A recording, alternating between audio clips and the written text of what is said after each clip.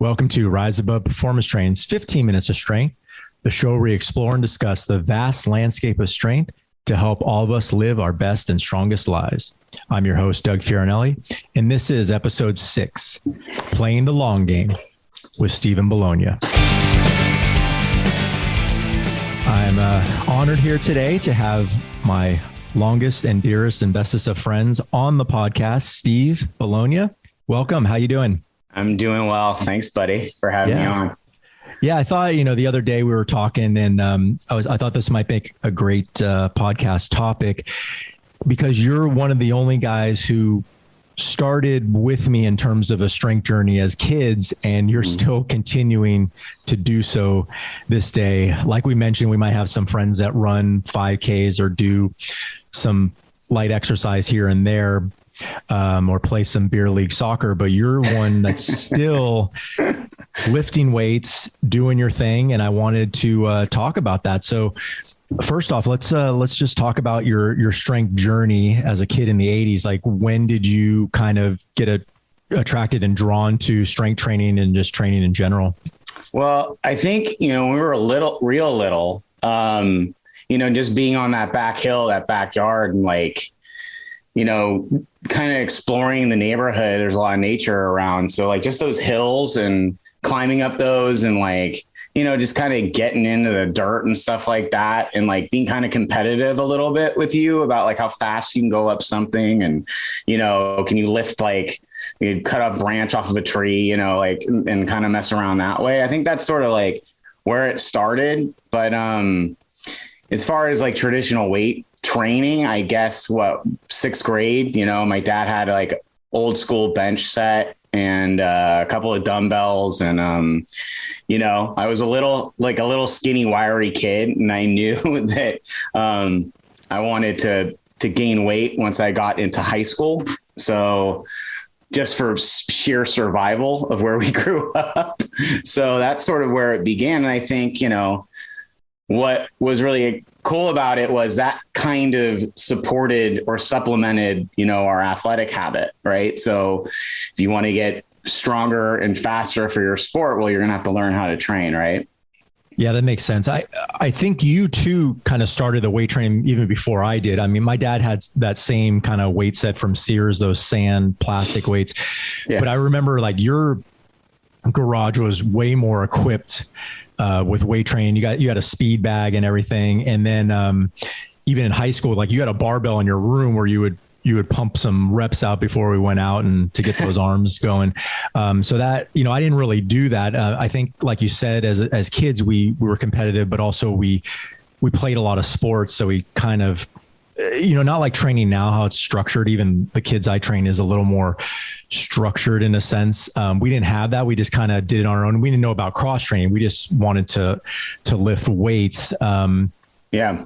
So and whether, I don't know if it was what kind of drove you to lift weights? I mean, I think we had movies, the 80s movies, which they do a little bit now with the superhero things, but we were fed a healthy dose of the Stallones and the Schwarzeneggers and stuff like that. And the WWE or WWF at the time, kind of looking for that aesthetic and getting stronger. I mean, was that kind of maybe something that you were driven by or? Sure. I mean, that, all the cool cats, were ripped up, like you said, Stallone and Schwarzenegger and, just all the cool kids in the neighborhood, when you're a 6th grader and you see seniors in high school, they got the rolled up sleeves and they're driving, a 68 Camaro, and you wanted to be, that's how you wanted to end up. And there's only one way to do it. And my dad would tell stories about how him and his friends had set up their own boxing ring in their garages. And, they had a little bit of a weight set up and they would just kind of figure it out on their own with a little bit of training from their coaches. And they're doing, cleans and jerks and probably doing horrible, incorrect form. And I think we sort of had to do it similarly. So, but yeah, I think to answer your question, I think what drove me to lift weights was essentially just being so little And I knew that like to compete in sports or just for a general aesthetic, I needed size. And there's only one way to do that. And that was through strength training. That's great. So can you remember your early strength training, I don't know, regimen or what you enjoyed to do?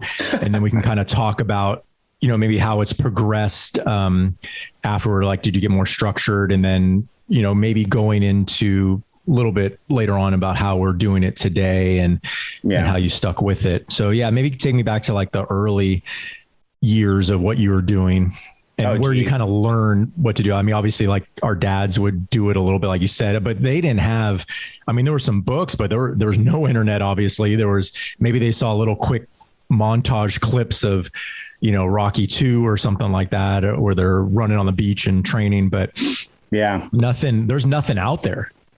No, it was all bodybuilding stuff at best. And it was kind of a half-assed programming, just breaking up body parts. So I think that's sort of how it was structured, with a little bit of help from your dad. But, obviously you're going like tries and buys and back and thighs, and you're just kind of working around body parts.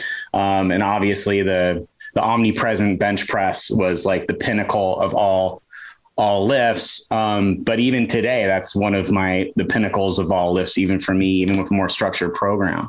But a lot of arm curls, trying how to figure out how to do like body weight stuff, without limited equipment. So obviously things that are popular today with like cross training, different ways of doing push-ups.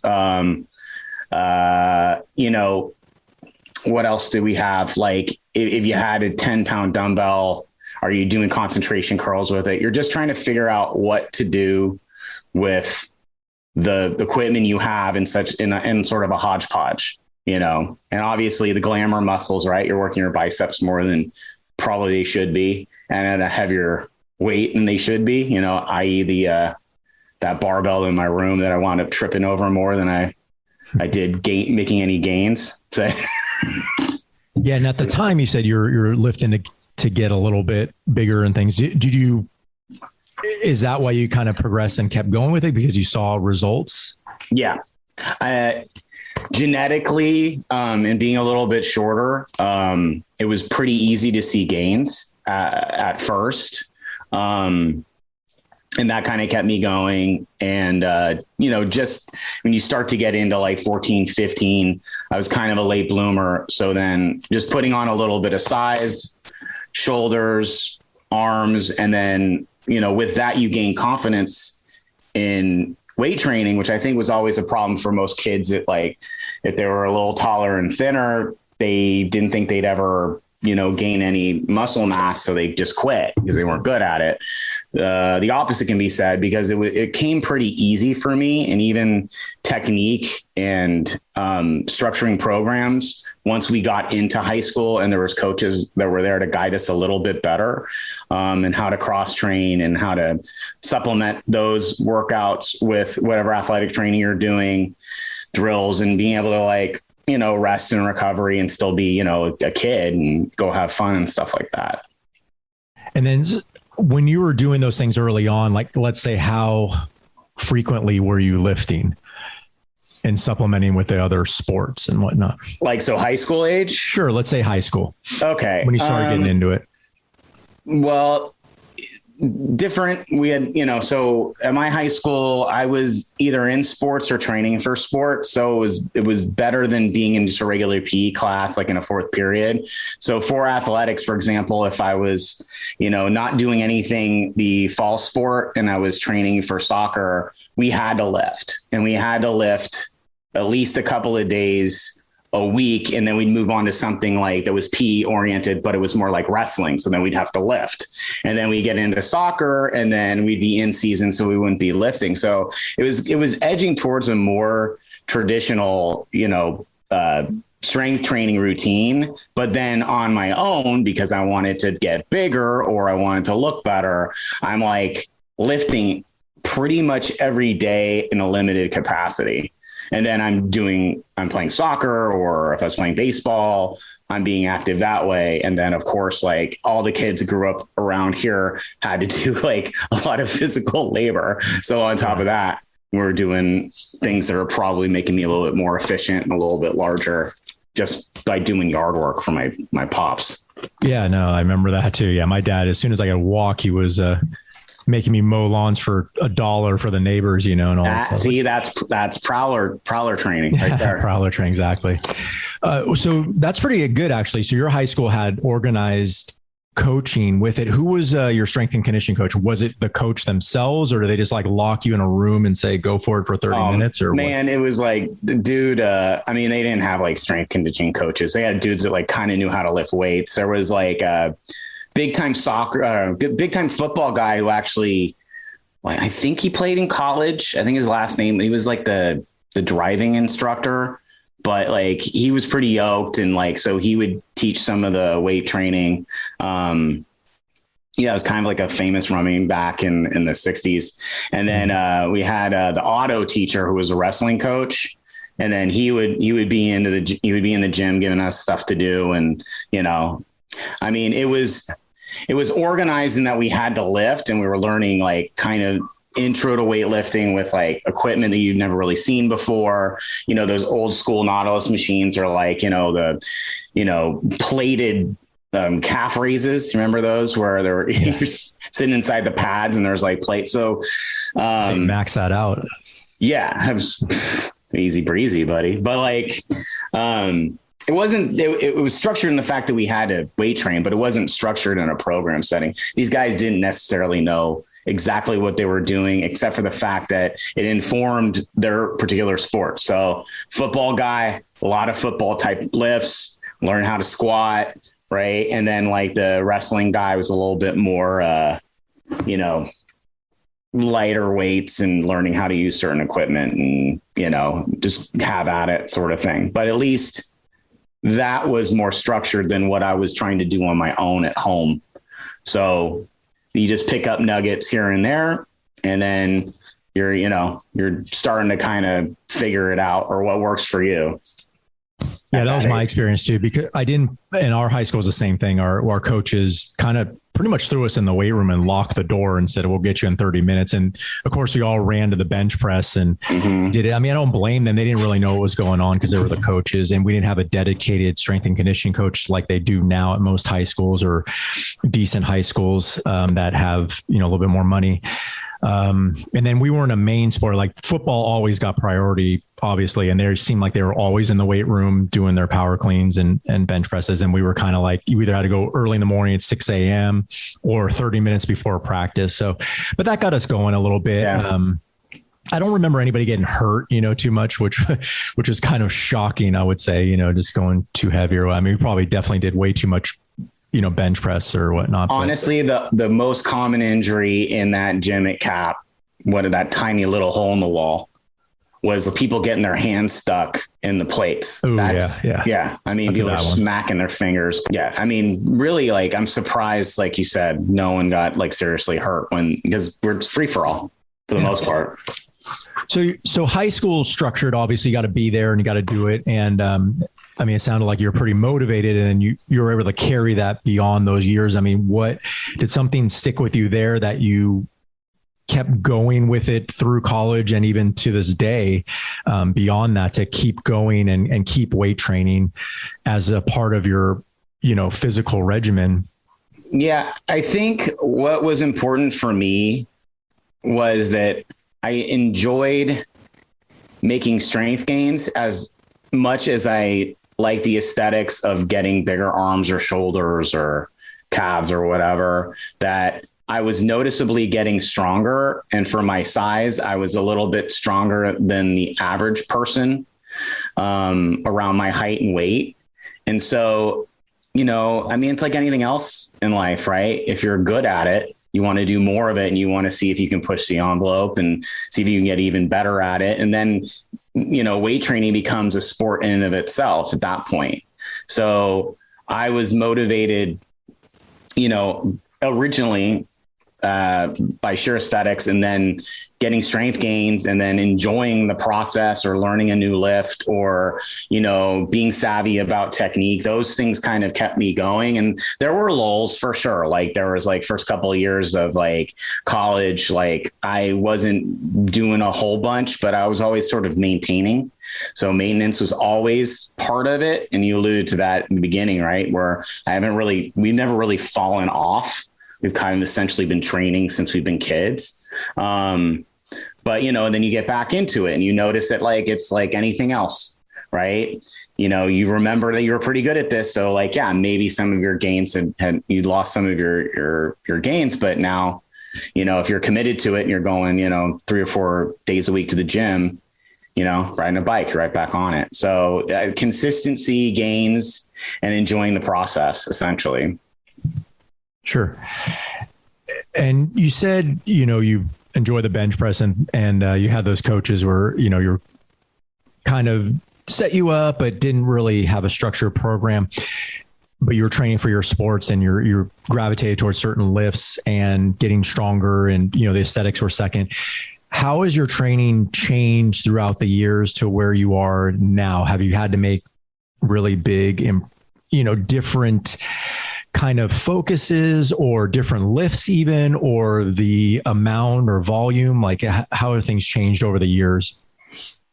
Well, I think there was like, everybody has their height, right? Their apex. And I think that was, when we were working at PAC together, and, we're in our, late 20s, where, it was a rigorous, 3-day a week program where, age catches up, you just can't do it. So, my focus now is a little bit more supplemental. There's a lot of therapy aspects to how I train. And I also tend to lean a little bit more towards the plyometrics and drills and stuff for that, to keep not only like my anaerobics up, but to keep weight off and that sort of thing. So before I was doing West Side barbell type stuff where, 3 reps max at like heavy weight around 70%. And then, making sure the muscles surrounding those body parts were, tip top, but, always a bunch of nagging injuries with that sort of stuff. And I think, then I recovered a lot easier, but now for me, I really have to do a lot of supplemental work and a lot of, work body parts that, are smaller muscle groups, just so like I can keep up with my 1 day a week where I go and I can bench heavy, or I can, floor press heavy, or I can deadlift somewhat heavy and squat and that sort of thing. Great. And then have you been seeing results with this type of shift even, or, are you just trying to hang on, or, are your goals a little bit different now in terms of like what the results you want to achieve? Yeah, no, the goals have, they've changed in that, like now I've actually wanted to get weight off as opposed to put weight on. So, and that kind of informs how I train. But I don't want to lose too much strength, and I don't want to lose too much muscle mass either, but my goals have been, instead of wanting to be around the 190s, now I want to be around 170. So the way that I lift, the amount of reps that I do, the plyometrics that I do, the SAQ drills that I do, the program has changed, it's kind of flipped. Great. And seeing gains, like I've seen a lot of gains kind of switching programs that way, where I made a bigger commitment, as a trainer, sometimes you just kind of like skate and you think what you're doing is the right path because you have all these programs you've worked before.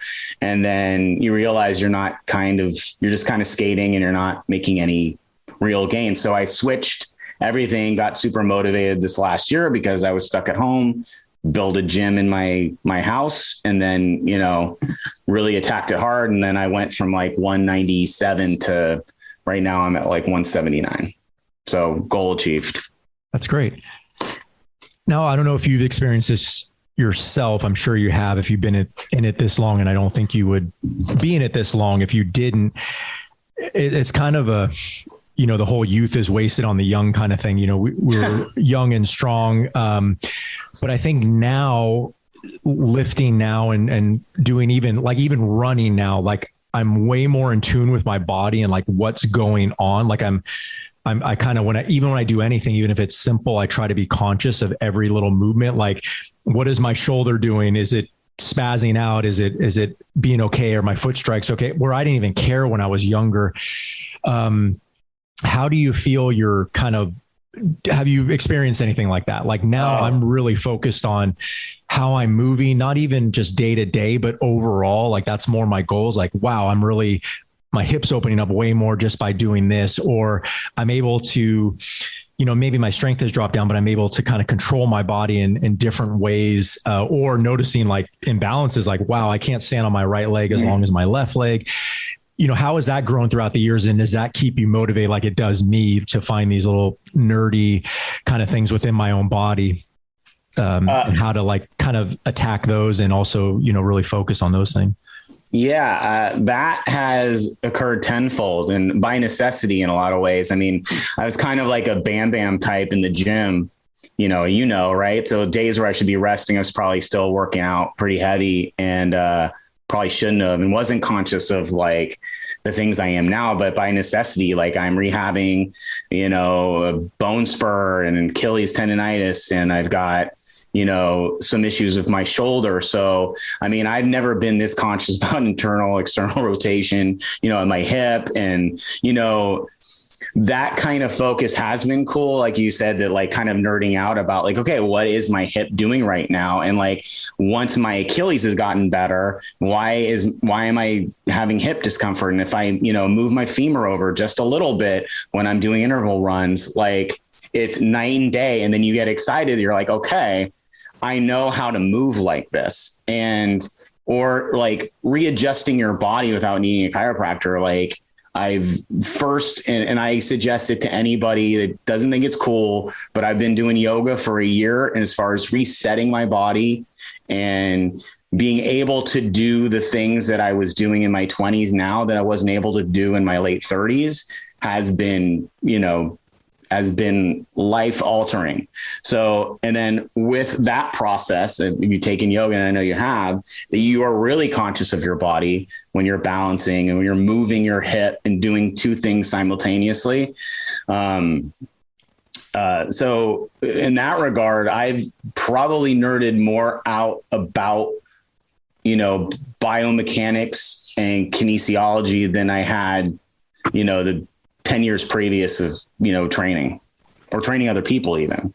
So yeah, it's been very cool. Very cool. Yeah, I completely agree. Like even the focus, like even when I'm working on myself or training somebody else, I kind of go with the moniker, like how well versus how much. So I try to see everything, like how people, like, I don't really care about weight anymore. It's more or less like every once in a while, if I'm feeling good, I'll be like, okay, I'll push myself in the deadlift, for what it is now.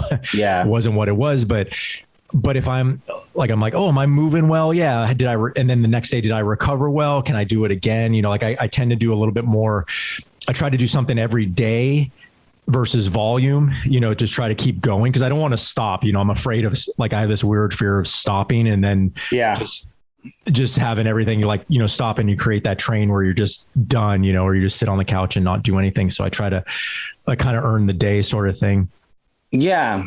I mean, be able to adjust too. So, like I alluded to the shoulder issue and AC joint stuff. And like, I was kind of bummed because my doc was like, man, you can do whatever else. Don't do two things, which I love. As you well know, I love doing. I know what they are. I have a guess. Yeah. Okay. So military press, it's heavy, right?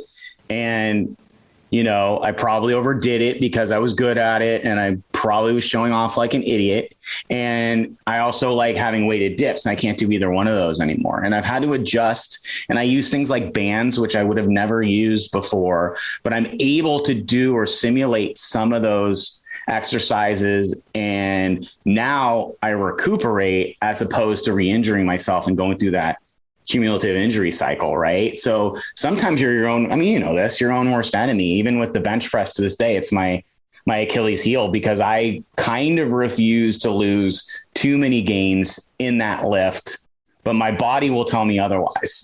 So it's actually at a sweet spot, which is kind of cool. But Yeah, man, I don't want to stop either. That's the whole point, like for a myriad of different reasons. But,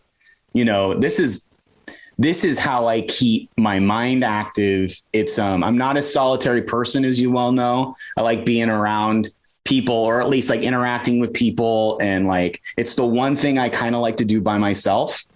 It just gets my mind right in a different way.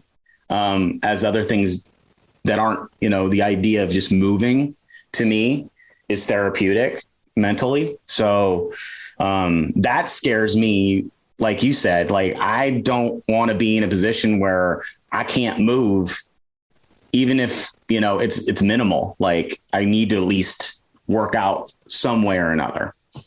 That's great. So let's say you can go back to your 20-year-old self and give them a piece of advice, to kind of to be where you're at right now in terms of training. Okay. What would you throw out there for your 20-year-old self? If your 20-year-old self would listen to you, probably not. My 20-year-old self would not listen to me. My 20-year-old self would think I was lame. But what, as far as training is concerned? Yeah, let's say for training, like obviously to go this long, you've had success. I mean, more success than failures. I mean, obviously there's gonna be dips up and down. But if there was one thing that you did maybe in your 20s that you kind of could focus on to be a little bit better off, like what would you do? Well, I think it would be more talking to my 26-year-old self than it would be my 20. Cause like I was, my major gains were around then. And, I've always been a little bit more immature than most people anyway. But, I'd probably say that like you need to stop overdoing numbers so that you can impress other people, as opposed to like what you want to get out of your body. What's the main goal? Don't have a hazy focus. Like, what is your sharp laser focus? What do you want to do? What do you want to achieve for yourself? Not for inflated numbers or, to have like 16 or 17 inch biceps and I'd also tell, to your point earlier, I tell my 26-year-old self, don't do any more calf work ever. They're too big. They're debilitating, and they're going to screw up your Achilles heel. Yeah. If you don't know Steve, he has monster calves. We've all been jealous of that. Probably bigger than anybody's biceps. You can have them. I don't want them. Yeah, no, that's pretty good. I would agree. And it's kind of tough. So yeah, as I train younger guys too. And I come up with this all the time. You can tell a younger kid something, but you also have to do it delicately because that's their focus right now. Right. So yes, you want to achieve with numbers, and numbers are quantifiable, and it's an easy way to see if you're getting better with anything. But you also got to put in perspective, like I told a kid the other day, like, would you rather throw 90 as a pitcher or 85 and hit your spots, or 90 and just be, like Wild Thing out there. So the numbers don't matter as much as like how well you're moving, but you definitely want to get to that kind of range. You should be in a general zone as a certain, athlete, and even with the lifts, it'll carry over, but you don't need to be breaking the numbers doesn't correspond later on. And I also think too, like, we did enjoy weight training, and yeah, we had chased numbers, but it was also to, I kind of wanted to keep in perspective for myself, and it should have been probably more earlier on with, if I had to go back, it would be like the weight training is a means to an end. And my end is to play soccer or whatever, like that. And I don't have to go in there and kill it in the weight room all the time, but that's kind of like a building block to help me play soccer better, where soccer should be the thing I'm most focused on, and making sure my skills are up and making sure I put 100% of there. And if I go in the weight room, I'm not feeling it that day, I want to get a workout in, but I don't have to like, oh man, I didn't hit my bench press numbers, or I didn't squat well today, or what, I don't feel like squatting. Maybe I'll just do some lunges and back off a little bit, not have a barbell on my back and feel terrible the next day, So that would probably be something I would strongly consider. And also, like, we're keeping this for the long run. I mean, I don't even know how many days we lifted in our lives, but like, hey, we're going to lift for the rest of our lives. Like, it's okay to have that day where we're not focused on that program, right? Like, we can back off a little bit and come back to it even stronger the next time around. Yeah. So with all this data and videos and influencers and all this stuff out there right now, like, which we didn't have. Well, thank God, actually. We had to really search for it and dig for it. But what do you see is kind of I don't know, like a common trend that you don't like in training, like that are people gravitating towards, that they should, it's kind of the smoke and mirrors thing that you should pull away from, whether it's a kid or an adult? Like, what do you think is kind of harmful to the fitness industry and where they should kind of steer their path towards?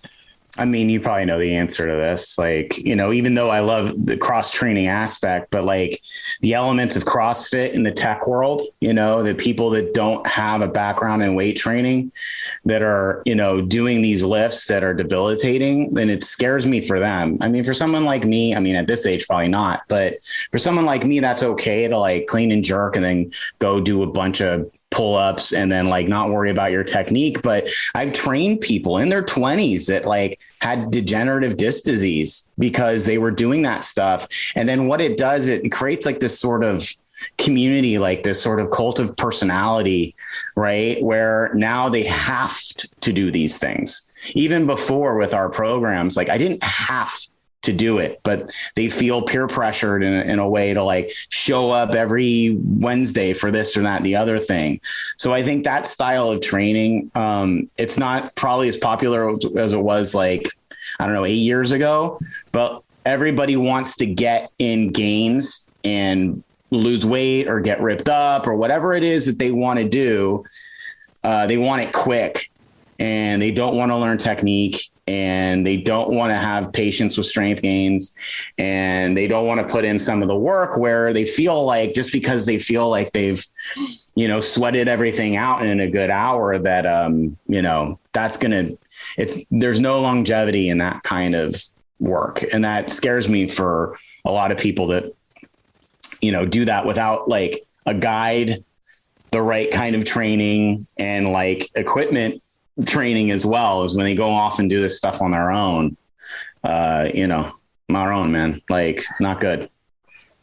All right. And lastly, yeah, I mean, you touched upon it a little bit there, but how, whether it's mindset or training style, give your, I don't know, top advice to maintain a long and healthy and active lifestyle moving into your, you know, 40s and 50s and beyond. What do you think is the key ingredients to the secret sauce there?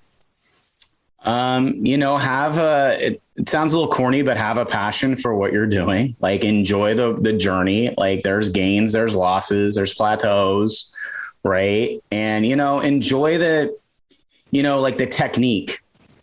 You know, I mean, as you know, I'm a theater person, right? So like there's technique in acting, there's different styles, and there's technique in like weight training.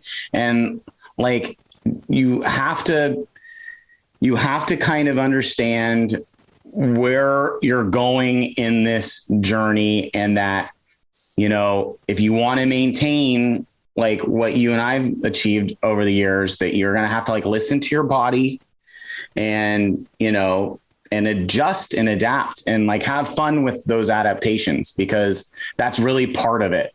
You know, like some of the nagging injuries I've had have obviously sucked, but at the end of the day, I figured out ways around them, and I maybe take some time off, and then I'm back up and I'm better than I was before. That's great.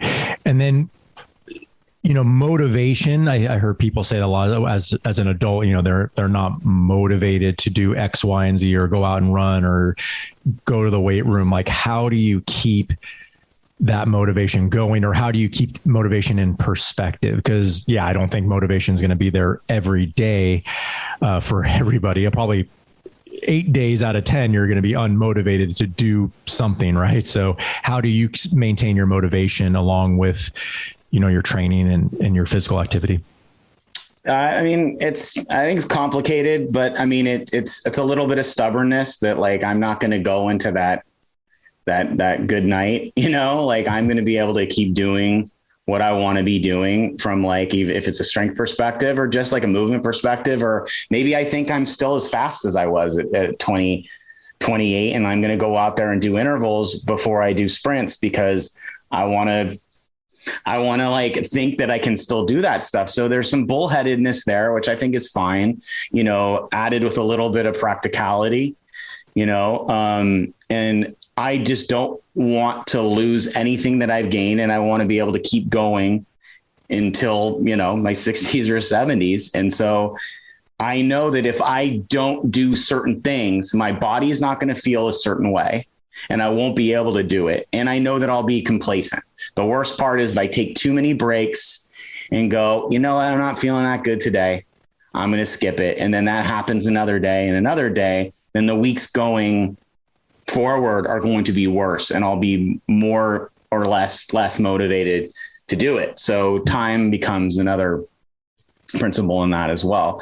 So it you know, it's a bunch of different things, but I think like stubbornness and like not wanting to lose what I've got, you know, yeah, and you worked hard for all these years for sure. Yeah. And then not like feeling like you're like, you want to feel like you're at 40 something is like a lot of other people in their 20s, right? Physical age versus, you know. Yeah. And I think as you get older, that gap widens a whole lot more, right? Yeah. For sure. I mean, you can see people in their 50s that look like they're 1 foot in the grave, and then some that are like, whoa, wow, you're 50, you look awesome, you know? Right. So I think it's even more important as you get older because, you know, kids can, you know, as long as they're moderately active and they can eat whatever they want, you know, if you're in their 20s and play a sport, I mean, they get away with a lot more. So it's a lot harder as you age. Yeah. They, you know, youth wasted, you know, from metabolism. Is wasted on the young, yeah. Wow. I mean, just the metabolism alone. And then, you know, you and I we were lucky to be able to pretty much eat what we wanted back in the day too. But, yeah. Awesome. Well, this is a great interview. Thanks for the insight. Is there anything you want to promote or, you know, website or IG handle, whatever you want, you can throw that out there. Sure. I'll go on a whim because there's not a lot of crossover between theater and weight training. But if you ever want to see some of what we're doing at Breach Once More, which is a theater company that I run, and we've had a little bit of tough luck with the pandemic, as most people have, but obviously live theater is taking kind of a hit. So we're doing some online shows. We're doing actually our first attempt at sketch comedy. And there'll be a show this Friday at 7 p.m. You just go to our website and we'll be on YouTube Live and also Facebook Live, I believe. And it's www.breachoncemore.org. Oh, that's great. Yeah, I'd love to get you back and talk about strength training for acting and whatnot. That would be kind of cool. A whole nother topic, but that would be kind of fun. Yeah. Thanks for joining me today. Of course. Anytime, man. Yeah. And then I'll put all of Steve's stuff in the show notes if you want to find him and his company Breach Once More. All right. So I want to thank you all for listening today to the podcast. And thanks for joining us on this journey about how to strength train and stay for longevity and how to keep going.